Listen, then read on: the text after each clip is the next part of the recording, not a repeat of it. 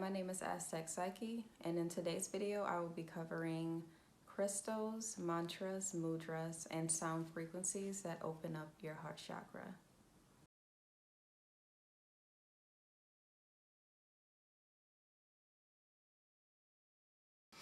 If you've been watching my channel for a while, you know that I'm covering a series on wealth DNA codes, and I'm going through all of the chakras. And today's video will be about the heart chakra. If you haven't been watching my series, it doesn't matter. I'm still going to cover everything you need to know about, well, almost everything you need to know about the heart chakra, but mostly crystals, mantras, mudras, and I will share the frequency with you at the end of this video. The heart chakra is green and it's located in the center of your chest. Basic identities of the heart chakra usually is associated with love, acceptance, and forgiveness. When your heart chakra is balanced, you feel open-hearted, loving, trusting, emotionally balanced, and serene. Your heart chakra is closed, it can develop issues such as asthma, lung problems, heart problems. It also can manifest as jealousy, cold-heartedness, and untrustworthiness. Some key points to knowing if your heart chakra is open is the person is like a very loving and compassionate and accepting person. Not to say that people who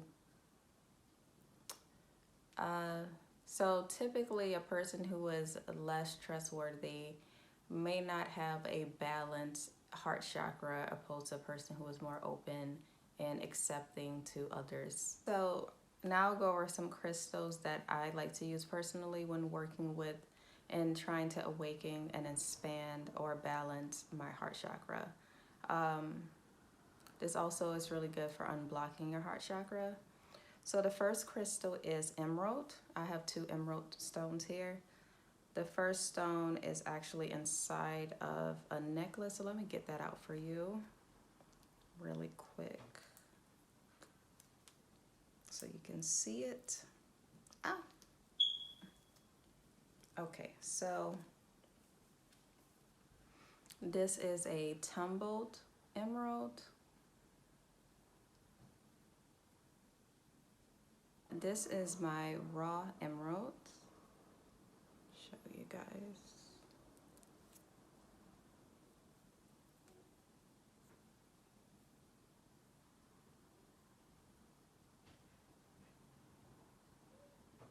Emerald is one of my favorite crystals to work with even outside of the heart chakra because it can protect you from diarrhea, dysentery, arthritis, insomnia, anxiety, panic attacks,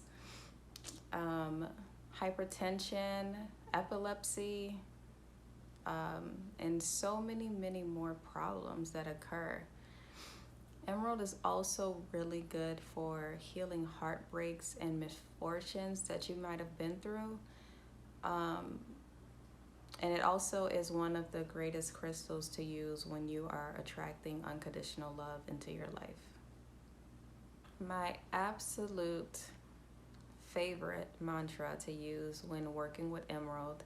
Now be very prepared for this and make sure that you cleanse your auric field before you say this mantra, because you can attract the wrong type of love if you don't clean your energy first. Okay, so the mantra that I like to use when working with emerald is divine love expressing through me now draws to me all that is needed to make me happy and my life complete. Another crystal that I use when working with my heart chakra or awakening my heart chakra is Chrysocolla and Malachite. Now this is going to be a 2-for-1, but I will first cover the Chrysocolla aspect. This is a blend, and you can usually find Malachite and Chrysocolla as one stone because they are very closely related and they work with the same chakra systems, and the mineral compounds are very compatible, which is why you may sometimes find Malachite and Chrysocolla having a baby. It also works with the third eye and throat chakra. So it can be very helpful in shielding your mind and encouraging your mind during difficult negotiations. It brings about prosperity, luck, and strength to the person who carries it. It's really good for promoting calm feelings for any person that might be experiencing emotional turmoil. The mantra that I like to use when working with Chrysocolla is, I calmly express myself and my emotions. I talk about the malachite qualities inside of the stone. I did have a malachite before, but it disappeared. Sometimes your crystals, once they have done the work that was needed, will disappear. They will literally walk out of your lives. They will pick up legs and leave. So anyways, malachite is known the stone of transformation, protection, creativity, and expression. It is also associated with the throat as well as the heart chakra. Malachite also has been known to absorb negative energy, including shock waves and EMF radiation. Malachite is one of my favorite crystals to work with outside of the heart chakra because it literally takes the negative energy around you, even the people around you, and it rolls it off of your back. So any of the stress or toxicity of, especially in work environments, if you would just sit this on your work desk, no one would bother you. When people, by the time they get to your desk, they can only come to you with positive energy. Malachite also is really good with transforming fear into love. It's one of the few crystals that I know can actually transmute fear and turn it into love. A mantra that I like to use when working with malachite is, I choose to attract positivity by radiating positive energy from within me.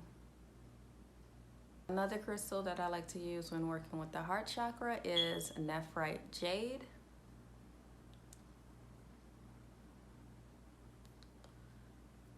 Nephrite Jade is really good with promoting peace, balance, and harmony in your auric field.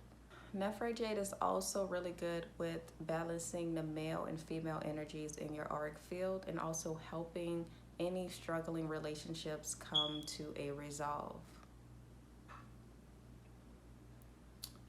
It's also really good with attracting abundance into your life, and it's just a stone of great positivity, and it really charges up the heart chakra to have you listen to understand versus listen to hear. Mantra that I like to use with Nephrite Jade is, I am grateful for all of the abundance that I attract into my life. Last but not least, the most popular stone of all for the heart chakra, you can guess it already, it is rose quartz. I have a few rose quartz on me. A few were gifted, a few were bought. Rose quartz, oh God, can I say the word? Rose quartz is really good with promoting unconditional love, healing, protection, kindness, friendship, loving energy, comforting energy, and soothing emotions. So as you can see, I have rose quartz of all different shapes, sizes, tumbles. They each play their own role in their own unique way. Even though I have a lot of rose quartz, I tend to not work with them as much. To me, rose quartz is, by it being easily accessible, how do I say this? Rose quartz is really good for the heart chakra, don't get me wrong, but me personally, it is the one I use the least when working with my heart chakra because it has the vibration of rose quartz isn't as impactful, in my opinion, as the first three that I've shown you. The darker the hue, the deeper the healing, in my opinion. To each their own, but when you pick up a Malachite or a Chrysocolla or a Nephrite Jade, you can feel it. Like it's like a surge of energy that goes through your hand. Versus when I pick up rose quartz, it just feels like I'm picking up a regular stone. That's not to say that the healing does not happen, because it does, but it is the much more gentle, soothing, slow and steady healing versus the previous crystals, which are like fast track healing. A mantra that I use when working with rose quartz is, I invite peace, happiness, and trust into my life. I am pure love. My life is filled with more love than I can ever imagine. The crystal that I like to use when working with the heart chakra is ruby. I don't have any rubies on me. I did have ruby at one point, but ruby was another crystal that, you know, it just took up legs and walked out. Like it literally, I think I had my ruby for less than 24 hours before it just released itself from me. So I guess either my heart was too broken at the time to get the healing that it needed, or it just wasn't the crystal for me. Also, it probably was because I was wearing turquoise, and ruby and turquoise do not work well together. If you did not know, certain crystals cannot be around each other, and they will fight for their spot. All right, let's get into some mudras, shall we? So the first mudra that would like to be shown to you today is curiosity. This is a liver mudra. This mudra fortifies the liver and the vegetative nervous system, helps one to compose oneself, and awakens anticipation. It is not always easy to contemplate the future with equanimity and simple curiosity. On the other hand, what other choice do we have, as we cannot know what the future holds for us? Anticipation and curiosity are good for the liver, help to revive one's spirits, and stimulate the protection of feel-good hormones. So you can use your imagination to picture the future as you would like it to be. Picture what makes you satisfied and happy, and then be as curious as a kitten, waiting for little and big miracles every day. The mantra associated with this card is, I am a child of the sun. I accept the shadows and enjoy the sunny side of life.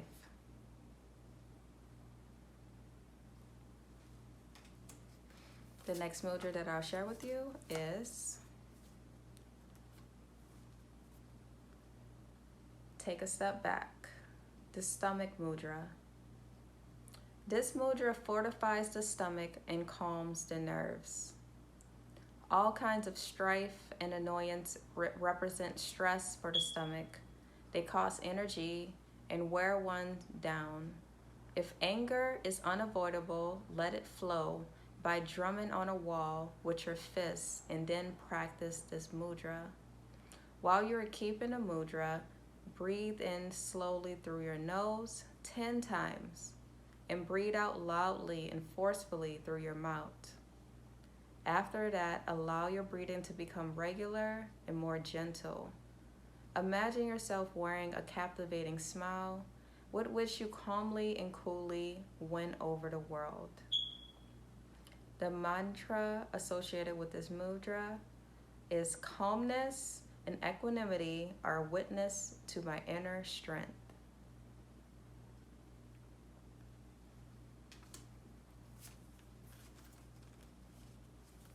The last mudra, order.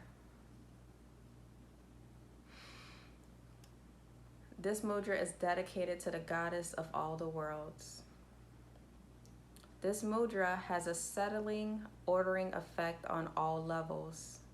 A large part of life consists of reviewing and readjusting our thoughts, feelings, and attitudes according to our circumstances and our resources at any given time. This can be enjoyable. For if the result of a reshuffle doesn't satisfy us, well, we can always try something new. Picture yourself as a gardener. Your vegetable patch contains all of your useful obligations. The herb garden represents everything which gives your life that little extra. The medicinal plants are there to help in times of need, whilst the flower beds are simply there for their own sake. Take care of your garden. Don't let things get unmanageable, for yours is the guiding hand that makes the garden what it is. The mantra associated with this mudra is, my life is characterized by its inner structure. Now for the final mudra for the heart chakra, the Yam mudra. So for this mudra, you're going to put your hands like this. Oops. You're going to do both hands this way. Mine looks a little weird because my nails are super long. So you're going to touch your fingers together. These three are going to be out. And you're going to keep your hand in this position and put them on your knees. Both hands on your knees. Take a deep breath.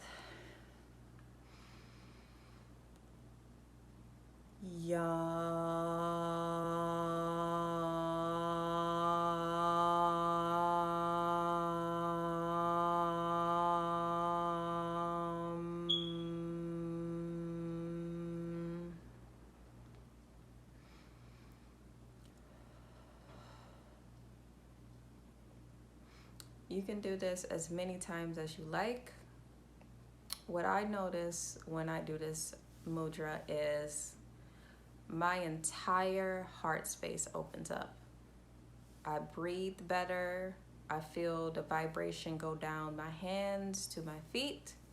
But most importantly, I feel more oxygen in my heart.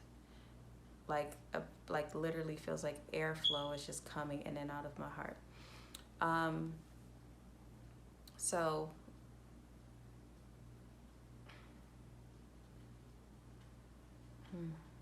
damn, that just felt really good. Sorry, like my body is still, I don't know if it's because I just touched all of these crystals and doing all, but my heart literally feels so full at this moment. Whew. Okay. All right. Now that we've gone through the crystals, mantras, mudras for the heart chakra, I will now share with you the 4th Wealth DNA code, and it will start right now.